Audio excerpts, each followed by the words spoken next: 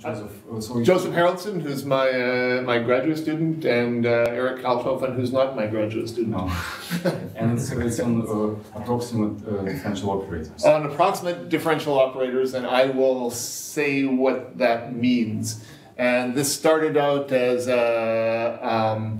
as an experiment to generalize work that's been going on in on approximate GCD for many years, which I'll talk about here. So I mean, the talk will be fairly expository. I won't get into too many of the details.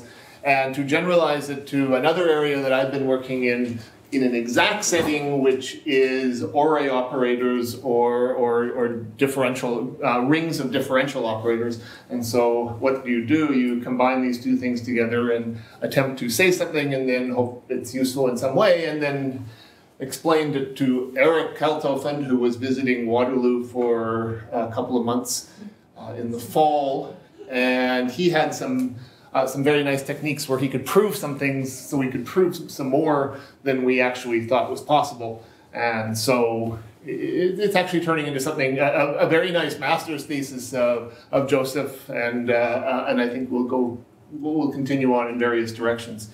The second talk, just to advertise what's going to happen after this, is a much sort of a bigger picture talk, sort of on sparse polynomials with some amount of symbolic numeric. So whereas this one I think of as being a symbolic numeric work, meaning that it's polynomials or differential operators with floating point coefficients. Okay, so let me get all the terminology straight, and some of this might be very old hat to many of you, and some of it may not be if you haven't seen this before. I'm going to talk about the ring of linear differential operators. And the key point here is ring, and the other thing is that they're always linear differential operators in this talk. And so and these are with rational function coefficients, and it's always going to be over the reals. Okay, I mean, none of these things are, well, the linear is very necessary. The over the reals you can generalize in many ways. I mean, I spent more time actually thinking of these in finite fields, or at least in p-adically than I have doing it over the reals, but you can imagine different ground fields. And the coefficients are going to be rational functions over the reals. So what is this? Well, they look like bivariate polynomials. You have two variables, but they're very different. This is the field of rational functions, and this is a differential operator. And if we we think of this as a ring, we have it's like a ring of polynomials. You have the usual commutative addition, but you have this non-commutative multiplication. And it's kind of funny looking to begin with. It says that if I have a rational function here, f of t, and I multiply it on the left by d, well, then the d sort of commutes with the f of t, and then leaves behind a residual of f prime of t. So this will make some sense on the next slide as to why this ring actually makes sense as a ring of differential operators. But this is also something that makes sense it gives a nice algebraic structure. So it commutes and then adds on the derivative. This is probably obvious from this. It's a non-commutative ring. So there's a very simple example. You have d plus 1 times d plus t is that polynomial. And if I do d plus t times d plus 1, I get that polynomial. And of course, those two polynomials aren't equal. Okay, so that's my ring of my... And so these were first, I think these go back a long way. They were investigated in a very formal sense by Ora in the 1930s in a sequence of papers where he introduced this ring structure on linear differential operators. He showed that basically the same structure works for linear difference operators, and then has sort of a combined notion of what he called an Ora algebra, or an Ora polynomial, a ring of Ora polynomials, which sort of gives a unified structure to differential and difference operators and a whole bunch of other NQ difference and various quantum algebras and things like that. So it's kind of a beautiful structure that he built in the 1930s. Now, why does this make sense? Well, this makes sense as a motivational slide, is that if I have any sort of infinitely differentiable, or not even necessarily infinitely, but a differentiable function, y, I can look at a ring action. So I can take these differential polynomials, and I can let them act on this ring of infinitely differential functions. And what the action does is the action, basically, the way the d acts here is that it takes the d to the I takes the i's derivative of the function. And that funky non-commutative aspect of it actually works as a ring on, it makes this ring make sense. And it's about the only way you can make this ring make sense. So f acting on y acts as what you would expect the differential operator to act as. So why is this useful? So this is, if you buy Maple or Mathematica or now Sage and things like that, there will be packages that will implement various kinds of linear differential and linear difference operators. And the reasons are that they give they're very powerful, they give an algebraic structure to these rings of operators that then you can do things like factoring and various simplifications. And in fact, the reason is because they're actually a left and right Euclidean domain. So these behave, even though they're non-commutative, they behave an awful lot like the regular polynomials. So they have a Euclidean algorithm. You can take GCDs, you can take LCMs, you can, or GCRDs, LCLMs, GCLDs, LCRMs. I mean, there's a leftness and a rightness to all this, but it all makes sense. And and there's various nice Noetherian properties that you can, if you're working algorithmically, you can show termination of things as you might hope for. There's generalizations to something called Weil algebras, which are multivariate generalizations of these things. I mean, there's a beautiful structure there that gets used a lot in the formal symbolic solution of differential and difference operators. And there's a large industry, both in industry and in academia, to make this all work. So when you buy Maple, you're actually buying a whole bunch of technology to do Aura algebras inside it, and you may never see it, but it will be used in the background. But I'm going to attack sort of probably the most basic problem in this. I'm not going to attack factorization. Factorization is probably my favorite topic in this. And there is a factorization, you can do factorization, just like polynomials, you can do factorization of differential operators. It's not unique, but the degree sequences are unique, which is kind of cool, and it's a very, very pretty theory that allows for that. I'm going to get right down to basics and talk about GCDs or GCRDs. Okay, so this is the most fundamental operation because I'm going to try to understand it in a different light. And now, what is if I think back into my motivational slide, what is the GCRD?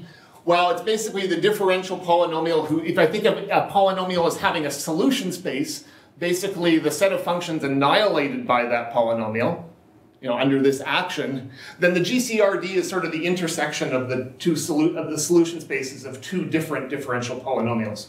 So it's a very natural thing to say. I have this differential operator and I have this differential operator. Each of them has a set of functions which they annihilate. What's the intersection of that space? And it turns out using this theory, I can answer that question very, very fast, even though actually solving the differential operators is very expensive, right? So I mean, even this lovely theory allows you to do a whole bunch of simplifications. The actual solving of a linear differential operator like this in closed form symbolically is the stuff of many great papers by people like Mark Van Hoy and Michael Singer, and have done these wonderful works over the last 20-odd years to actually show how to do closed form solutions of these things. Am I correct that by GCRD, you're looking for an ideal of this? You can think of this as also finding a left ideal as well. Yeah. So it might not be what's called a single generator. There might not be a single generator. No, but it is single. So it's a principal left ideal domain. That's one of the lovely properties of these things. It's a principle that you do maintain, at least for the univariate case. You maintain that it's principally generated. I mean, of course, if you move into Weil algebras, the multivariable case, it's no longer principally generated. But that's to be expected. But you keep that nice property, which makes the problem I'm going to describe here easy. Okay, so this is a simple example, exact GCD. I think we can all do that. and there's GCRD. So I have two differential operators. I'm not going to show you the Euclidean algorithm, but the Euclidean algorithm basically works exactly the same. You just sort of keep using one polynomial to knock off the head terms and the degrees go down, and you end up with the GCRD, in this case of d plus 1. And you can say, well, F and G both have d plus 1 as a right factor. Of course, this doesn't say they have g plus 1 as a left factor. They may have no left factor. They may be relatively prime on the left and have a GCRD, have a common factor on the right. So, yes? Is there a fast Euclidean algorithm? Is there a fast Euclidean algorithm in this setting? There are some speed-ups. I mean, so matrix multiplication lives in the middle of this at some level, but there are some speed-ups you can do, but there's no notion of, say, a half GCD. Yeah. There's some reduction. In fact, Joris van der Hoeven may have, I think, has some reduction to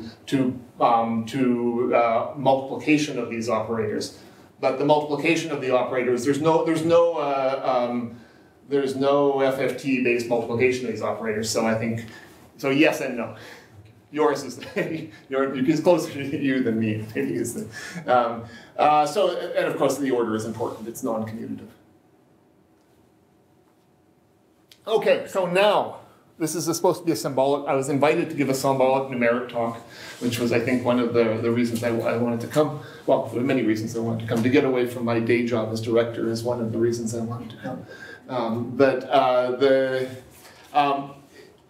There's been a lot of work recently on approximate GCD. So f and g is in R of x. Now we have floating point coefficients. That's a standard, that's been our own. I mean, there are other ways of representing the reals, I know that, but if you want to do sort of working in a high performance world, the most common way of doing this was with double precision floats. And I compute the GCD of f and g where I have at least some interpretation of what a floating point f and g is. And what's the answer? I claim I can tell you the answer to that problem right there, and the answer is 1, right? Because it's at least, this is the cheater's answer. But in some sense, if I give you an f and a g that I say have floating point coefficients, where what that means is they represent some approximation of reals, then somewhere in the bubble of each, somewhere in the reals that they represent, there are two relatively prime polynomials. So I can always output 1. So I've solved the approximate GCD problem in constant time, and that I should be famous for that, but not really, because that's sort of the point is that's the wrong question. I mean, that's not what anybody doing approximate GCD, whether it's, including people in this room, they obviously don't want to see that answer that all polynomials are relatively prime. So what do? Well, we put a norm on the polynomials.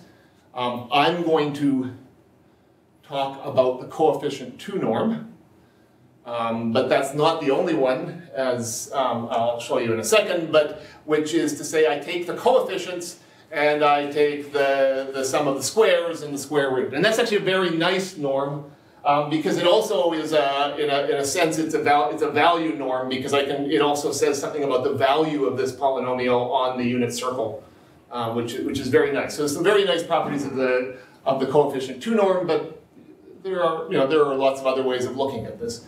And that gives me a distance between polynomials, and it gives me a way of describing what a version of the approximate GCD problem is. And it's not that the answer is that everything is relatively prime. The notion is that given f and g, I'm going to find an f tilde and a g tilde such that the degree of that actual exact GCD is greater than or equal to 1, and it minimizes this form here, which is the distance. So it's the smallest distance perturbation of f and g so that I get a non-trivial GCD. Now, I mean, I can forget about the denominators. Usually I can scale that out, but I want to find the minimal amount that I have to move f and g to get something which is non-trivial here. So that's sort of the classical or a classical form of the approximate GCD problem. I'll talk about some variants in a second. It may not be the most interesting one or the one you want, but I probably should stay in the camera, shouldn't I? Up to you. Okay, anyway, maybe they don't want to see me. Okay, so in a sense, this is sort of a backward error approach. We're finding an exact solution to a nearby problem. In fact, we're finding the distance to the nearby problem, which might, which sort of has a different structure, and then we're saying, okay, finding the distance to the nearest problem. We're moving the input so that I get a GCD of degree 1 or degree 2 or whatever. And the minimal solution exists and is unique. There are some nice properties.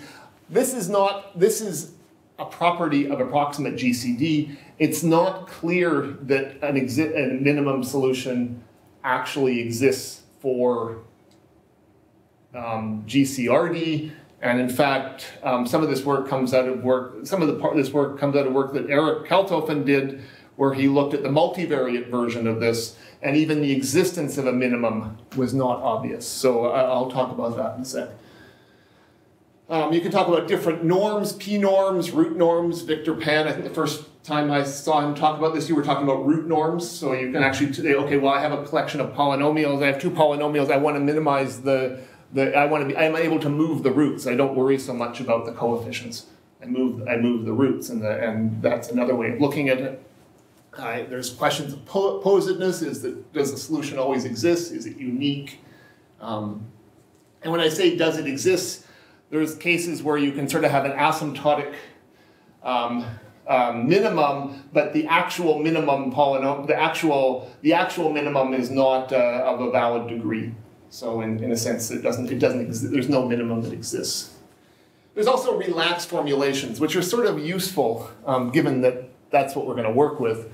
Given an epsilon, you find some f and g such that this form is less than epsilon. So that's a more relaxed version of it. I don't ask for the minimum. I just say, I give you an epsilon bubble if you like, and find something within that. A really lazy version of this is just say, well, as input I give you f and g, and you give me back an epsilon, and then you give me back an f and g within that epsilon, and hopefully epsilon is fairly small, which sadly that's about what we're going to talk about here, because that's the easiest way. But the other thing that's maybe more interesting is to find the maximum GCD. Instead of just finding the nearest one, which has a GCD of degree 1, you find something which sort of within an epsilon has the maximum possible GCD. And I think that's probably the most interesting problem. It's a hard one, but it says, how little do I have to... I have some flexibility to move the coefficients, to move the polynomials. I move them in a way such that I get a fairly substantial GCD, if possible. And that's probably the most interesting one. As I say, I'm going to, for the generalization I'm going to show here, I'm going to show the laziest one, which is the small epsilon. I'm going to produce the epsilon, and hopefully it's good. But this is early days in this. So there's generalizations, multiple approximate polynomials, multivariate approximate polynomials, intersections of curves and surfaces, intersections of approximate polynomial varieties, and this talk is going to be differential operators, GCRDs of approximate differential operators. So that's what I'm going to talk about. So that was sort of all by way of motivation of the problems that I'm going to look at. For GCD, there's been a lot of people who have looked at it. Victor is in this room. I'll say a little bit more in the next slide or two. Rob Corliss, Patrizia Gianni, Barry Traeger, and Stephen Watt had, I think, a method that I'll put at the top here because I'm going to use their method because it's an easily generalizable method. And it sort of solves the lazier version of the problem, but it's an important technique. In a sense, that the actual problem is solved. The formal problem is solved by Carmacher and Lachman in 1996. Makes the complexity theorist's heart sing because it actually is a polynomial time algorithm. It really does solve the problem in a very strong sense. it's an amazing, amazing paper. Victor looks at root norms and parallel algorithms and also fast algorithms. So he takes it in a different direction, which is to actually look at the number of things, but also looking at the complexity of the problem and trying to get it down to essentially linear time. I'll talk about Zhang and Dayton a little farther along, and work that Eric and his students, and some work that I did with my students and postdocs well, now that's 10 years ago. Holy wow. Okay. Anyway, this is that's not that long ago, right? But this was a long time ago, and that's a picture that I dug up. This was from the SNAP 96 conference, which I think was a workshop in Sophia Antipolis in 1996, which I think was a very formative workshop. I think there had been a lot of different people working on problems like this in different, some coming from numerical methods, some from structured matrices, some from exact computation, and sort of came together in 1996. And that's a picture of me and Victor. I think it's like Yanis in the background in a very small swimsuit. Anyway, well, and that's my daughter who's now 20. So, and is studying math at McGill. So it was a while back. So. But this was like a lot of the work. If you look back at the proceedings of that, and it was just a list. It was anybody who wanted to talk could get up and talk. And I think an awful lot of things came out of that meeting. So and it was a fun picture. So and we don't look any older at all, Victor. So exact GCRD. So this is computations for the exact GCRD. I won't say too much because I'm going to run out of time. But there's work that goes back to, and Ziming Li is important in this. He's now at the Academy of Sciences, and some of you know it. He developed sort of a sub-resultant-like theory for generalized Ore polynomials. When I say Ore polynomials, differential polynomials fall into this class. We'll need that in a second, and I'll skip over the rest of that. What I want to do is say, okay, well, what happens if the coefficients are no longer exact? We can certainly do basic operations like multiply and things like that, but the question is, can we compute a GCRD in the sense of the approximate GCRDs that I talked about for approximate GCD? Is there a good reason to put R right before the D? Why don't you put greatest common right divisor? Why do you put the R? RGCD? Yeah, I don't know. Keep the GCD together. Yeah, or I've actually seen GCD sub R and GCD sub L. Keep the this seems to have become the standard the standard for this, so I'm not going to mess with it. So the approach we're going to take is, maybe I won't telegraph it quite this much because I don't have too much time, but is going to be this singular value decomposition-based approach that was produced in Corliss, Gianni, Traeger, and Watt. And then say, okay, well, that works some of the time, and then actually go and prove that the problem is well posed, and then show that, well, if you get close enough, there's a Newton iteration which converges relatively quickly. So that's going to be the three pieces of the talk. Is what is ultimately a fairly heuristic algorithm, sort of the generalization of that, followed by a couple of more harder edge proofs. And I won't go into the details of the proofs, but I'll say what they are. And then some examples. At some point you get examples. Okay, so approximate GCD required a norm. Approximate GCRD requires a norm. The norm we had for usual polynomials was just the coefficient 2 norm. That's the one I'm sticking to. I mean, so Victor has worked with root norms, which I think are important in polynomials. I don't have a good analog of root norms in this differential world. It's just too, I mean, you could imagine sort of an abstraction of one, but it's hard to sort of get something you can work with. So I don't know a way of making, we've had some good successes because of that. I don't know how to carry those forward into this domain. So my differential polynomial here, I'm just going to look at the sum of the norms of the coefficients. Now this is, so I have the norm of the coefficient, now I have the sum of the norms of the coefficient gives me the differential norm. You can imagine other norms here because this is not, in a sense you can imagine norms which actually treat it more like an operator and do more are better behaved on the space at which it acts on. So I mean, there are different things you can do with norms. We've chosen this to some extent because we can get somewhere with it. But I think reverse engineering from that, I think you can actually say this is useful in a setting, in the operator algebra setting as well. And we're going to at some point need norms of matrices, so we'll write norm here to mean the Frobenius norm, which will be a convenient norm. And so nearby, when I say two things are nearby, I mean with respect to the appropriate norm. So that's as you might expect. But it gives me a notion of nearness now.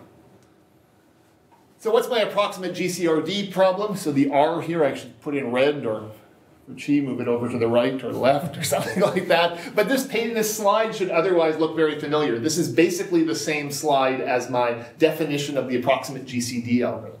I find two polynomials, differential polynomials, f tilde and g tilde, with non-trivial GCRD such that this form, and I'm being lazy, I'm not saying minimized, I'm just say for some small epsilon, so I'm doing the laziest possible version of this, which I'm going to try to produce something small. I'm going to tell you as output what my notion of small is, so I'm going to spit out the epsilon and give you something smaller than that epsilon. So there's a lot of room for cheating in here, but it's about as long. How lazy can I be? Well, yeah, I mean, so you can push this to an extreme and just give, I can always give you can always give me a trivial answer with this, yeah. So that's why I say there's an awful lot of room for abuse here. What I think that so in the way I stated it, you can obviate the entire problem by just, saying, well, if I make epsilon big enough, I can just turn one differential polynomial into the other polynomial, and then the answer is So that's the GCD goes 1. Right, exactly. That's this. I'm going to try to not abuse this, and I'm going to give a method. I'll give some bounds. I'll give some notion of what the quality is. I don't know if I'll get to it today, but there are some good bounds. I can say that the epsilon that is output is less than or equal to some definable quantity, and then talk more about how I can hone in on it with a Newton-like iteration afterwards. So yeah, so this is open to abuse, and I know it. Okay, so these are some simplifications. They're all fairly straightforward. Basically, I'm going to assume that there's no... So remember I had rational functions in my coefficients? I'm going to blow out all the denominators. I don't want to deal with poles, because poles actually aren't going to hurt me too much in this game. That's not quite true, but I'm going to ignore the problems, maybe is a better way of saying it. The problem is simple enough that the poles are not going to get in the way. I'm going to also pull out common divisors. So I'm going to pull out, if there's a common, if there's something that divides all the FIs, I'll pull that out. Now that's non-trivial. Remember, this is approximate. So it's non-trivial to yank everything out to the left. Okay, so the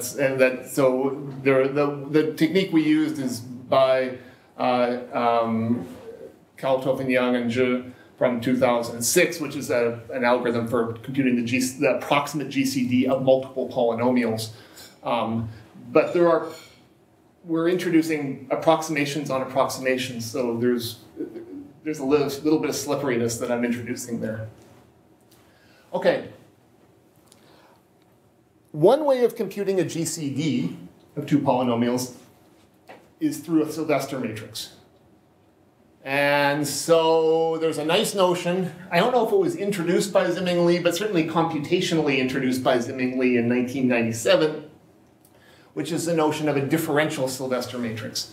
And what you do is you take your two differential polynomials f and g, and you write, I didn't write it here very well, but you actually expand their coefficients. So think of this f here as all the rational function coefficients of f sort of spread out in a row. And then I look at df, and I look at the rational function coefficients of that spread out in a row. Remember, this is non-commutative. So when I say df, what I'm actually doing is I'm taking df and I'm moving all the coefficients back to the left-hand side. So I'm sort of normalizing. And then d squared f up to d to the n minus 1f, and g, dg, d squared g, etc. And then I put this all into a matrix. Now this is a matrix over the regular polynomials. So I've taken my differential problem, and turned it into a problem over the regular polynomials. So that's nice. So the Sylvester matrix sort of buys you two things. First of all, it turns it into a linear algebra problem, but it's no longer a non-commutative problem. That's a very pleasant fact. So it's a matrix of usual polynomials. And the nice thing is, and this was known to Ore in the, well, no, not quite. Anyway, this was, I mean, I would almost call this folklore. That if I have two differential polynomials with a non-trivial GCRD, then they have a non-trivial GCRD if and only if that Sylvester matrix is singular, which is exactly the same as the regular polynomial case. And in fact, this nice the nice formula for comparing the rank of the Sylvester matrix and the degree of the GCD also holds analogously. So the degree of the GCRD is equal to the dimension of the null space. So that gives you a way of computing GCRDs with null space computations of polynomials of regular polynomials over the reals. Okay, that's nice. Now they're structured. They're very structured matrices. At some point I'll show you an example. But anyway, but now I've turned my GCRD problem into a sort of a structured matrix problem over the polynomials.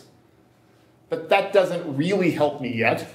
And so then what I do is I take each of those polynomials and I turn them into basically their multiplier matrix over the reals. So now I've gone from differential polynomials to matrices of regular polynomials. And now I'm going to take each of those regular polynomials and I'm going to inflate it into something that looks like this, which is a matrix over the reals. So I'm going to turn it into a block. And this I'm going to call the inflated differential Sylvester matrix. It's also a very inflated terminology. Anyway, so I have a fairly substantially larger matrix, but it's a matrix over the reals, and that's good. Okay, because that actually. So here's an example. Finally, there's my input polynomial. There's my differential Sylvester matrix. You can see the polynomials. It looks like a Sylvester matrix, except that things don't just shift over. They shift over and then they add the derivative, and they shift over and they add the derivative. So, I mean, this is a small example, but there's the first. That's f, and that's df, and that's g, and that's dg, and so it's sort of there's that funniness going on there. And then I inflate this by taking each of these coefficients and blowing it up into its multiplier matrix over the reals. Now I have to have some degree bounds on the sizes of the answers at this stage, which I sort of hid there, but that's not too bad. And there's my matrix.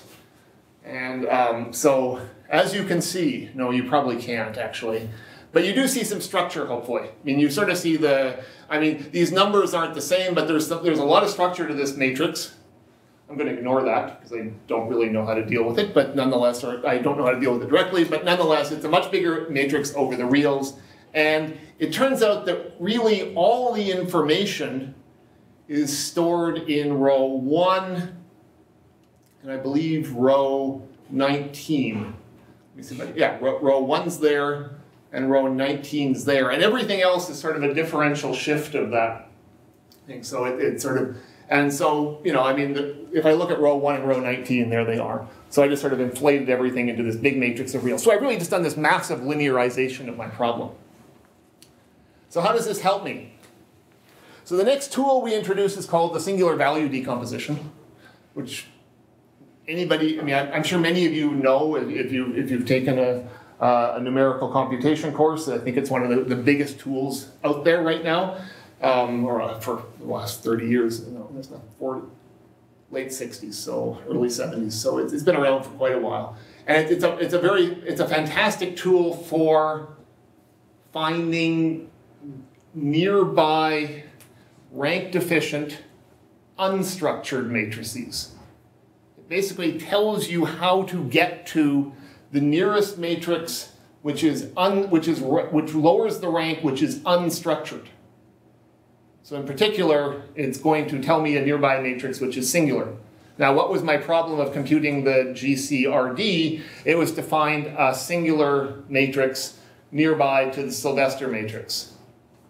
And so I'm now going to use this, and I'm going to use this on my inflated differential Sylvester matrix, and then I'm going to reverse the whole process. So I've gone from GCRD to matrix over polynomials to matrix over the reals. I'm going to find a nearby rank deficient matrix, and then I'm going to go back. I'm going to take it back to the original problem.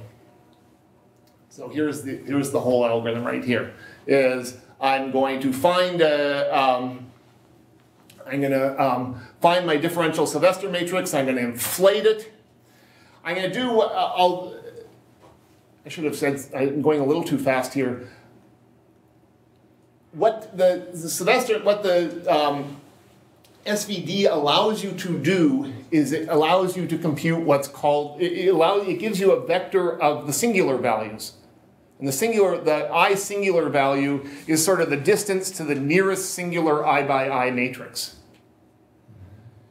And if you look at that list of singular values, you can look at where they drop off. They start to drop off. They don't go to 0. I mean, in sort of if it was perfect in algebraic, it would go to 0. But we can say, okay, they've gone near 0. That's sort of if in fact they go below some epsilon, and we'll call that the epsilon rank of the matrix. And so it's sort of an analogy to rank deficient, but now keeping numerical inaccuracies alive. Understanding numerical inaccuracies or noise inaccuracies or things like this. So we look at the matrix and we say, okay, now the singular value is dropped off below 0. Let's call that the rank. Let's call that the epsilon rank. So now in my algorithm, I say I compute this epsilon rank of my inflated matrix, and now I deflate it. I take that and I divide it by the inflation factor, which was the number of, when I inflated each entry, I went from a 1 by 1 to a mu plus d to a mu by mu plus d plus 1, so I'm going to divide that out. And I'm now going to say, well, the rank of my Sylvester matrix is R, and that gives me a really good approximation of the rank of the differential Sylvester matrix. And so then I work my way back again. I can now, once I have that, I can just turn the original problem into a linear algebra problem, and I can solve for my my GCRD H directly using linear algebra. And so there's various techniques for using linear algebra I won't talk about now, but it turns it into a linear algebra problem. And hopefully this will be more clear when I do an example. So I've gone from small matrix, polynomials to matrix over the polynomials to matrix over the reals, messed with that, and then gone backwards. I'm going to skip that. And I said, what can I say about the accuracy of my results at the end? And this is basically what I can say is if I look at this is cheating again, because what this is saying is if I look at the differential Sylvester matrix and I look at the epsilon rank I used, I can then say that my ultimate solution is going to be that, it gives me a bound on the solution, how far my answer was from the best possible one. It's not great, but it's something. So here's the example. This is, I compute that inflated Sylvester matrix, differential Sylvester matrix. I get a list of singular values that look like that. You see a bunch of big ones. You see one that's 0.5. You see one point that's 0.19. And then it goes down to 0.00043. And you say, oh, okay, something happened in here. That's the place where this really is a 0, but it's been moved by noise. And so we can do two things at this stage. We can say, first of all, the actual rank, and therefore the actual degree of the GCRD is determined by those entries up there. That gives me the rank or it gives me the degree of the GCRD. And I can even find it by basically setting all these guys to 0 and then just multiplying everything together. And then I get the nearest matrix of rank R. And then I can reconstruct the my perturbed polynomials which have that GCRD. Okay, what's wrong with this? There's a word that I've been very slippery with. I've taken up my input polynomials, I've turned them into a structured matrix, I've turned them into over the polynomials, I've turned it into a structured matrix over the reals, and then I've done an unstructured singular value decomposition, which means I found the nearest matrix to this which is singular. It might not be structured. It's not structured. Yeah, so the matrix that I find with the SVD is not a structured matrix. And so then when I go back, I reintroduce problems again. So I reintroduce noise and I reintroduce noise. It does a good job. You can give some bounds on how good it is, but it really is solving a different problem. It's solving an unstructured problem to give you a better approach to the structured problem. That's cheating. There's no other word for it. On the other hand, so there I just turned all those non-zeros there into zeros, re-multiplied by the p times this zeroed out version times q. That gives me an unstructured matrix, which looks a fair bit like the structured matrix, but it's not really structured anymore. Okay, so, and then you work back, but now I just look at rows 1 and row 19, so I threw away the rest of the matrix. So I really did cheat. And I get two perturbed polynomials, f tilde and g tilde, which are actually pretty good. They do have an exact GCRD, and the distance is 0.00005. Now, this is a contrived example, I'm going to admit it. But on the other hand, the approach in general works very well. And this is basically the approach for regular polynomials that Corliss, Traeger, Watt, Gianni used in the 90s, sort of generalized to this setting. Now, how long do I have for this talk? I've already gone over. How are we going to do this? It's about time to move to the second part. Okay, let me talk about the Optima. Give me 5 minutes, and then I'll bring it in for a landing, and then I'll talk about the second part. So the other way of doing this is to cast the whole thing as an optimization problem. And this is useful because I can take what am I trying to do? I'm trying to find two polynomials which are nearby, which have a common right divisor h. So now I turn it into just a straight-out optimization problem, and I use Newton iteration. Okay, so it turns out the non-commutative aspect of this doesn't blow up the degree too much, and I get something which is essentially a quartic minimization problem. And what that heuristic, what I'll now call a heuristic, or admit there was a heuristic algorithm from earlier, actually gives me a very good starting point for the Newton iteration. So we can prove a couple of things about the Newton iteration, which I think is important. So the one question is, is there actually a global minimum? I mean, what do we have to constrain to actually give ourselves a global minimum here?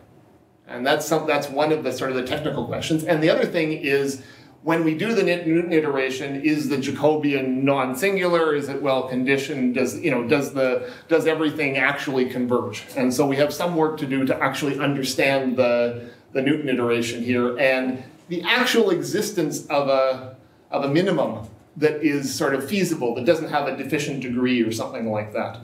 And so the answer is that we were able to show that the minimization problem does have a global minimum within the required set. That's nice. This is basically uses Weierstrass's theorem. It's this generalization of some work that Eric Helthofen did in 2007. And actually, it's a very nice sort of technical work on showing that the minimization actually exists in the set that you would think it would be in. And it's interesting, you actually have to bound the set. You actually have to insist that the leading coefficient of the GCRD is 1.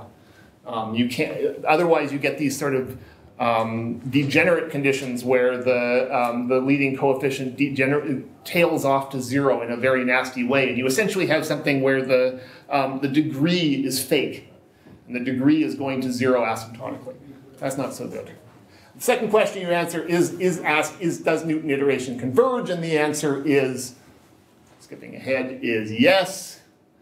And the Jacobian has full column rank, and the Hessian is positive definite. These are both sort of important conditions for the Newton iteration to converge in a nice way. And so both those conditions, with some amount of sort of technical grinding, we were able to show both of these hold in a nice way. So if that heuristic GCDRD algorithm works, it's sort of everything, and works well enough, we can show that we have Newton iteration to sort of hone in on the actual answer and that the actual answer exists, both of which are good things in problems when you want to solve them. So I'm going to end with an example. There's an F and a G. We run the SVD-based algorithm initially, and we get that. So there's FG. There's the approximate GCRD from the initial algorithm. The initial quality of the guess has a norm of a residual of sort of 0.07. We run Newton iteration, and we get 3.9 times 10 to the minus 21. So sort of indicates, at least in these contrived examples, it works. If we throw in a little more noise, we get a much worse initial guess. So our initial guess at the GCRD is this. It has a distance of 0.1, which is actually quite substantial. And when we do Newton iteration, we get something with basically 4 decimal places 0. So you're seeing that nice convergence, and it's a good quadratic convergence. You still have some work to do to analyze that. So conclusions, we've basically taken a first step to doing approximate non-commutative differential operators. We're getting fairly good performance in practice. I'd say we have reasonable theoretical underpinnings. They're not as good as we would like them to be. They're certainly not as strong as the regular GCDs, approximate GCDs. So we would like to have a better stability analysis, stronger convergence. We want to understand structure. We want to understand the structure of these matrices, both from the point of view of improving complexity and from the point of view of improving the condition numbers and things like that. And really, GCRD was sort of a trial problem. I would love to get at approximate factorization and things like that, and also to look at difference equations as well. So that's talk number 1. So thank you very much for listening. Thank you. Are there any questions? What will happen if the Sylvester matrix is ill-conditioned? If the Sylvester matrix is ill-conditioned, if your differential Sylvester matrix is ill-conditioned, well, that actually means that's probably a good thing, because that means it's actually close to a rank deficient matrix. Yeah, but maybe because the largest singular values are huge. Yeah, I mean, normally you're interested in. Normally, yeah, I mean, yeah, I guess I'm thinking, I mean, usually it means it's very close to a rank deficient matrix, right? I mean, and the rank deficient matrix is what you're looking for. So in a sense, if it's well conditioned, that means they're really relatively prime, and that's a bad thing in the sense of this problem, where we're trying to move them towards having a common divisor. So even the singular values can be very large. It's actually not. I don't think the singular values. I think there's probably a reasonable upper bound on the singular values. I don't think that they're not. I don't think they can get too large. I think they're going to be bounded from above. It's the small ones that you're going to. If the smallest one is large, you're going to have. You're in some sense a long way from you're definitely a long way from something that has a GCRD. And in fact, you can probably go. I mean, so the equivalent work in the approximate GCD world, there is actually a formula. There's proofs of relative primality which says that the distance to the nearest, you can use the SVD, the smallest singular value, to bound the distance. You can take the unstructured SVD and use it to bound the distance on the structured, the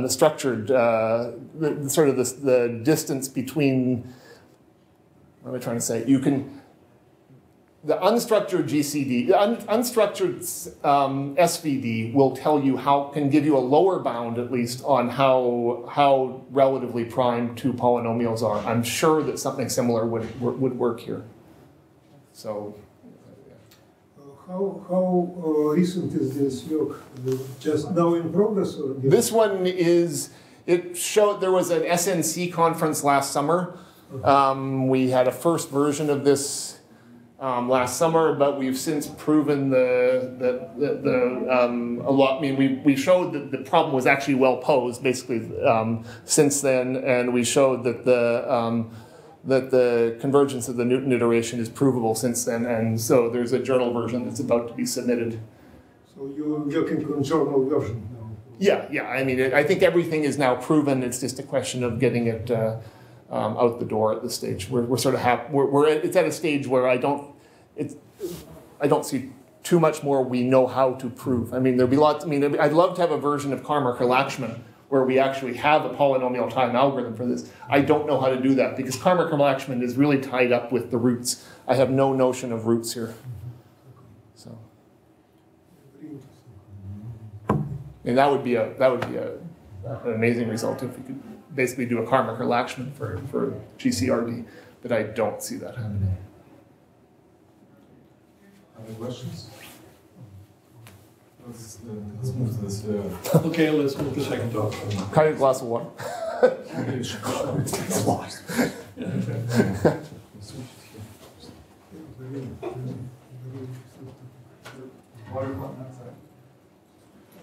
Do we go to the second talk?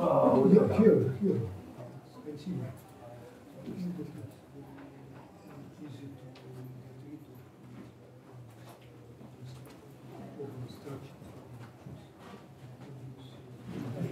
Found it.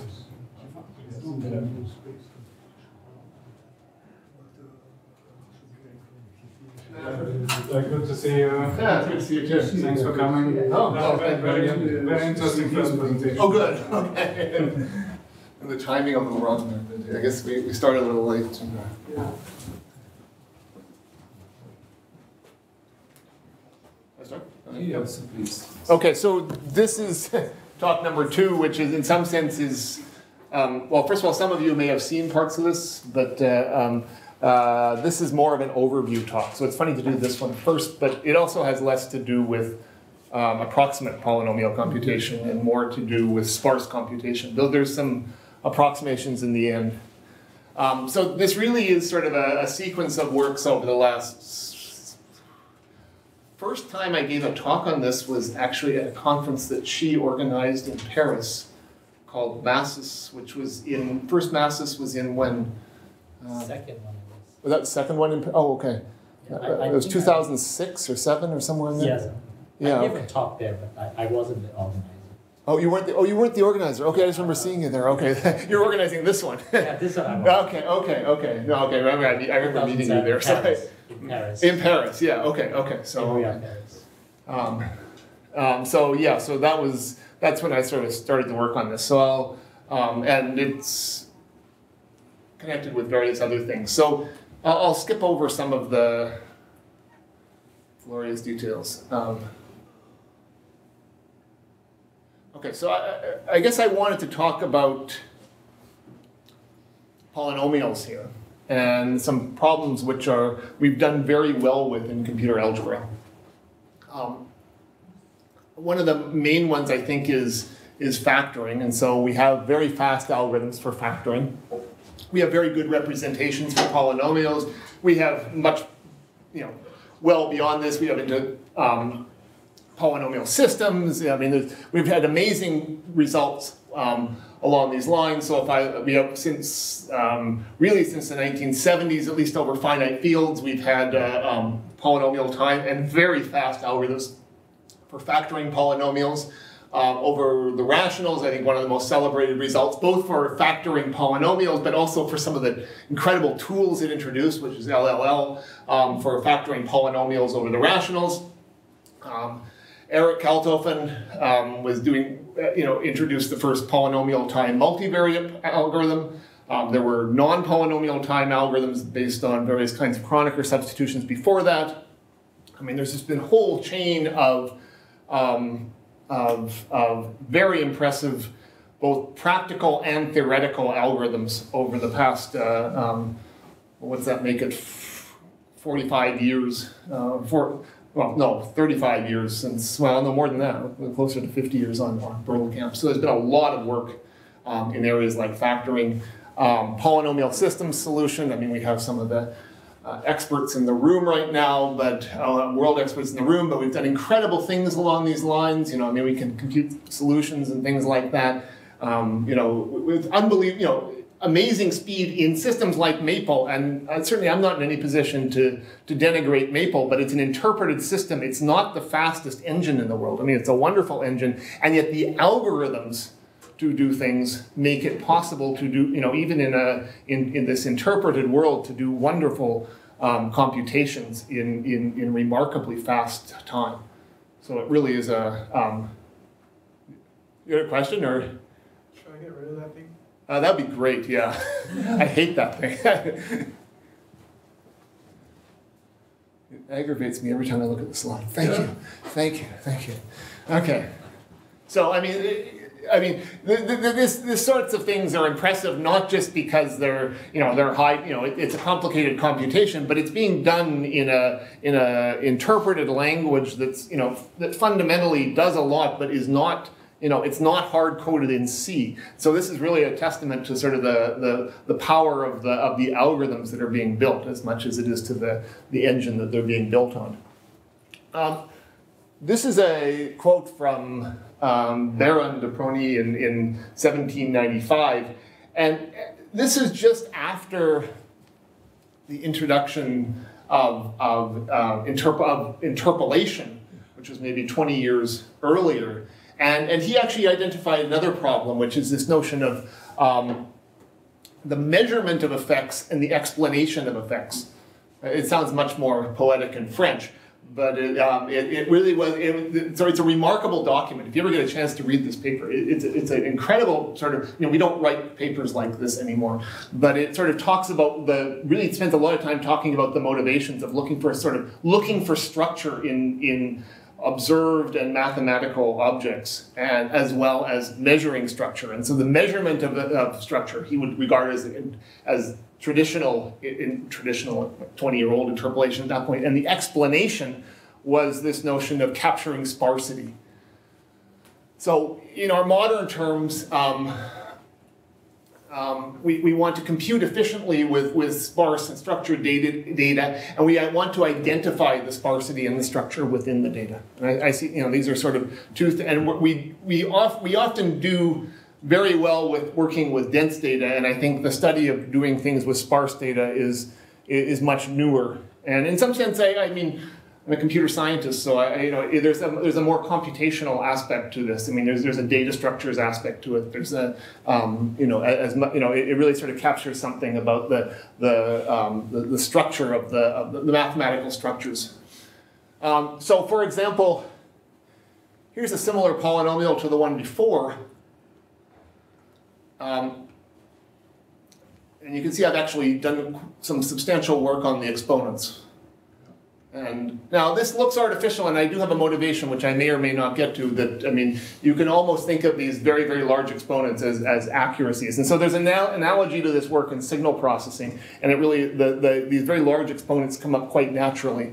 And then but even for what I'm going to talk about here, large here does not have to be 2 to the power of 100. It could be 100 or 200, or it could be, large also can come out in exactly the same way if you have 10 variables and a degree of 10 or something like that. And that gives you this incredible space of possible polynomials that would fit in degree 10 in 10 variables.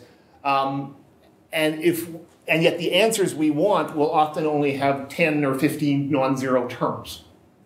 And so we somehow want algorithms which capture that number of terms much more quickly, or work and with complexities or costs that are proportional to the number of non-zero terms. So let's. This is a fairly naive way of encoding this, but it's, I think, complexity theoretic. It's a good way.